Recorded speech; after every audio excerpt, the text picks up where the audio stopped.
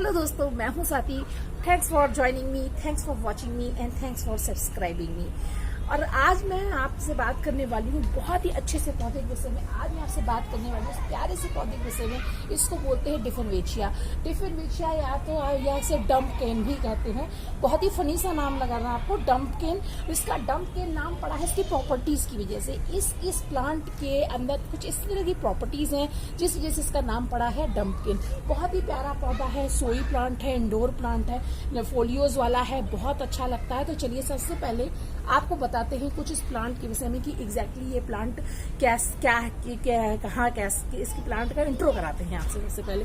तो ये जो प्लांट है ये एरिकेसिया फैमिली का है और ये जो इसका नेटिव प्लेस है वो मैक्सिको और यूएस, साउथ यूएस के जो अर्जेंटीना है और साउथ यूएस का पार्ट है वहाँ का है बेसिकली ये। मगर ये बहुत ही वाइडली यूज किया जाता है, बहुत ज्यादा यूज किया जाता है इंडोर प्लांट के लिए। बहुत ही लो मेंटेनेंस प्लांट है, बिल्कुल टोटली इंडोर प्लांट है। इसको बस थोड़ी सी अगर आपके ऐसी जगह है जहां पर आप शेडी एरिया है, बिल्कुल भी बहुत ज्यादा सनलाइट नहीं आती है, मगर हाँ अच्छी रोशनी है तो बहुत अच्छी ग्रोथ करता है। इसकी लीफ काफी बड़ी होती है, बहुत ही बढ़िया सा एक ड्रामा ऐड करता है सीन में, तो बहुत अच्छा लगता है पौधा और उसमें बहुत अच्छा है। लगभग कम से कम इसमें इस डेफिनवेचिया का इस प्लांट की लगभग 300 वैरायटियां हैं जो कि पाई जाती हैं, जिसमें से लगभग 50 के आसपास ऐसी वैरायटियां हैं जो कल्टीवेट की जाती हैं, मतलब कि ऑर्नामेंटल के लिए या गार्डनिंग के लिए इस्तेमाल की जाती हैं।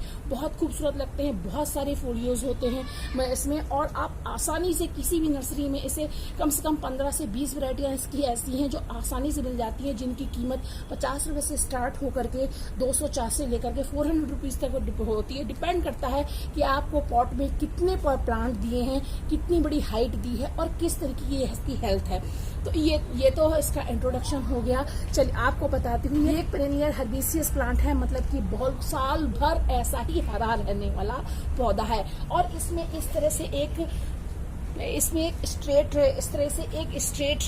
स्टेम होता है जिसमें इसकी लीफ निकलती हैं और बहुत ही पॉपुलर हाउस प्लांट है और ये बोकुल से बहुत ही अच्छे से स्वेट को टॉलरेट कर लेता है। और इसकी जो लीफ होती हैं ये अल्टरनेट आती है, मतलब एक बार इस तरफ लीफ आई तो इस बार दूसरी तरफ आएगी। तो इसके लिए क्या होता है, आप इसको जिस जगह पे रखिए बराबर उस जगह पे थोड़ा घुमाते रहिए, अदरवाइज क्या होता है प्लांट हल्का सा टिल्ट होने लगता है, लाइट की तरफ टिल्ट होने लगता है। तो इसको थोड़ा घुमाते रहिए तो बढ़िया से स्ट्रेट जाता है और इसकी लाइफ बहुत अच्छी होती है, बहुत अच्छी लाइफ होती है इसकी। और आमतौर पर जो पौधा जब ये जहाँ पे निकलता है वहाँ अच्छी ह्यूमिडिटी होती है, तो आप समझ सकते हैं कि ये एक ह्यूमिडिटी लिविंग प्लांट होता है। अब बात कर लेते हैं कि अब मैं आपको कुछ इसके बहुत ही इंटरेस्टिंग से फैक्ट बता देती हूँ कि अभी तक जो भी अभी तक मतलब रिकॉर्ड है वो इसकी 47 ईयर की इसकी एज रिकॉर्ड है, जो अब तक की इस प्लांट की सबसे बड़ा ओल्ड प्लांट जो हाउस होल्ड में रखा गया है वो 47 ईयर का है। और इसकी मैक्सिमम हाइट गई है लगभग 10 फीट तक। वैसे तो आमतौर पे 4 से 5 फीट तो बहुत ही आसानी से इसकी हाइट हो जाती है।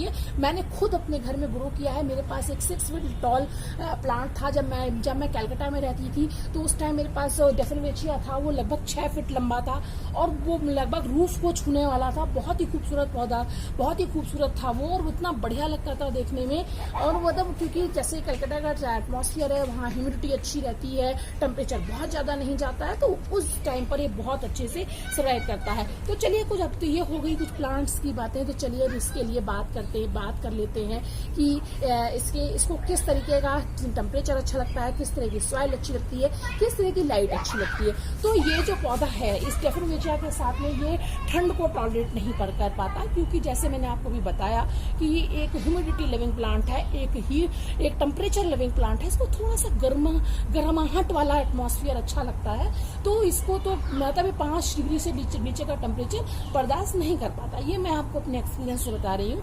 जब मेरा ट्रांसफर कलकत्ता से सिक्किम में हुआ तो सिक्किम का टेम्परेचर बहुत ठंडा था, वहाँ बर्फीला टेम्परेचर रहता था। मैंने बहुत कोशिश करी अपने पौधे को वार्म क्लाइमेट देने की, मगर वो सर्वाइव नहीं कर पाया, क्योंकि जब ठंड होने लगती है तो इसकी जो पत्तियां हैं ना थोड़ी सी थिक होती हैं, मतलब थोड़ा इनमें थोड़ी मोटी होती है, तो ये गलना शुरू हो जाती है। और एक बार और इसको अगर टेम्परेचर नहीं, वार्म टेम्परेचर नहीं मिला तो इसके लिए बहुत मुश्किल हो जाता है सर्वाइव करना।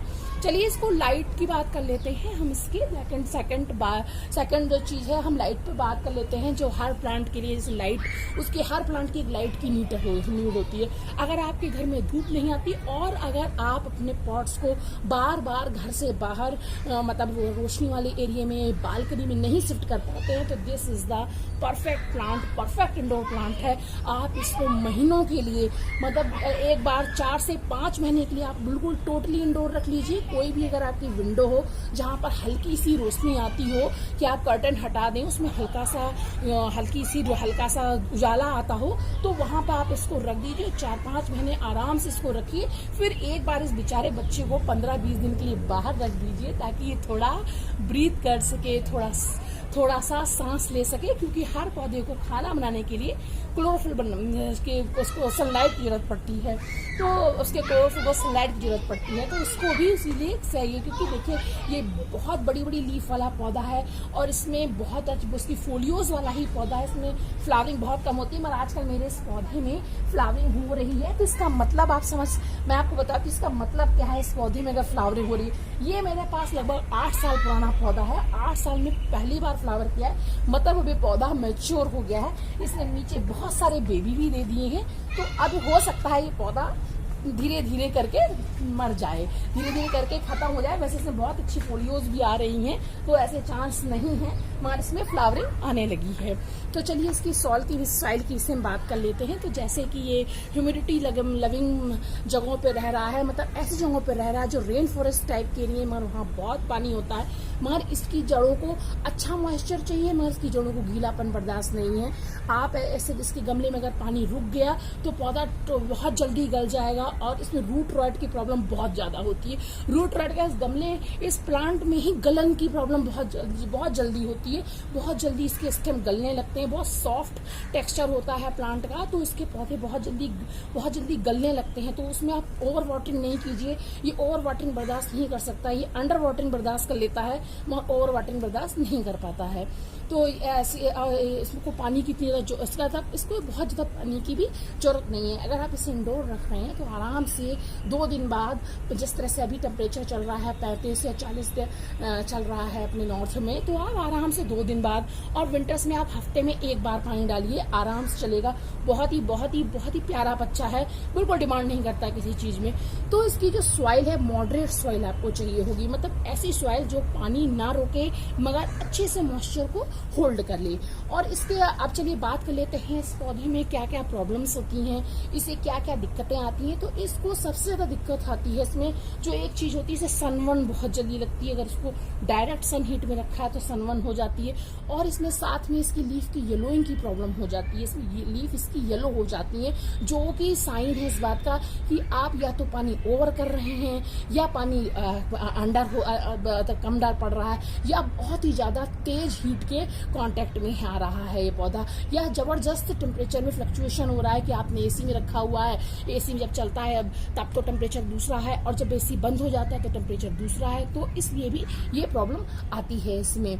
और ये ये टेम्परेचर के लिए बहुत जल्दी रिस्पॉन्ड करता है, बहुत जल्दी इसको प्रॉब्लम होती है। ड्राई टेम्परेचर बिल्कुल नहीं बर्दाश्त कर पाता, मतलब लू नहीं बर्दाश्त कर पाता। अगर शेड में भी रखा है, बिल्कुल छाए में रखा है और लू चल रही है, तो ये पौधा लगभग झुलस सा जाता है, मगर ऐसा नहीं कि मर जाता है, मरता नहीं है, झुलस जाता है। पानी की विषय में बात कर लेते हैं कि इसे पानी कैसे डालें। इसको जब गर्मियों के सीजन में इसके नीचे आप इसके पॉट के नीचे एक प्लेट रख दीजिए जिसमें पानी भर रहा हो, तो उससे क्या होगा, तो आप ह्यूमिडिफायर लगाइए। अगर आपके पास ह्यूमिडिफायर नहीं लगा रहे हैं तो आप इसके नीचे प्लेट रख लीजिए जिसमें से पानी उड़ करके इसके जाएगा और इसको अच्छे से मॉइस्चर मिले। तो अब बात कर लेते हैं इस प्लांट की टॉक्सिसिटी की। तो ये जो प्लांट की लीफ होती है, अगर कंज्यूम कर ली जाए, या इस प्लांट का कोई भी पार्ट अगर उसको खा लेता है कोई, तो हल्का सा पॉइजनस होता है, क्योंकि इसकी लीफ में कैल्शियम पाया जाता है, जो कि थोड़ा सा निडल शेप का कैल्शियम होता है, जो कि एक टेम्परेरी इरिटेशन कॉज कर सकता है, रेडनेस कॉज कर सकता है, और इसको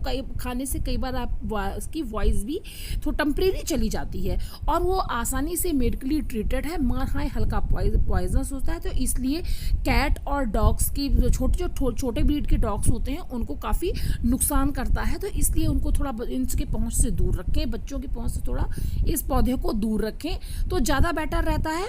और वैसे ज़्यादा टॉक्सिक नहीं है और इसकी टॉक्सिसिटी आसानी से ट्रीट की जा सकती है। तो ये इसकी टॉक्सिसिटी हो गई। अब हमने इस पार्ट में बात की इस प्लांट के विषय में। अब हम नेक्स्ट पार्ट में बात करेंगे इस प्लांट को किस तरह से प्रोपोगेट किया जा सकता है, कैसे रिपोर्ट किया जा सकता है, इसकी केयर कैसे करें और इसमें कौन कौन सी डिजीज़ लगती हैं। बहुत इसमें तो अगर आपको मेरी सारी इन्फॉर्मेशन पसंद आई हो तो एक लाइक तो बनता है और आप कमेंट्स करके बताइएगा ज़रूर कि मेरी इन्फॉर्मेशन आपको कैसी लगी। तो चलिए मिलते हैं इसके नेक्स्ट पार्ट में। इसमें हम बात करेंगे कि इसकी प्रोपोगेशन कैसे करते हैं, इसकी रिपोर्टिंग कैसे करते हैं, पौधे की फर्टिलाइज़र की रिक्वायरमेंट क्या क्या है और कौन सा फर्टिलाइज़र इसके लिए बेस्ट रहेगा और इसमें किस तरीके से इसकी सॉइल होनी चाहिए, सॉइल मिक्सचर कैसा होनी चाहिए। और इसके साथ में हम डिस्कस करेंगे कि प्लांट्स को क्या क्या प्रॉब्लम्स होती हैं, किस तरीके से उसमें पेस्टिसाइड होती है। तो चलिए मिलते हैं नेक्स्ट वीडियो।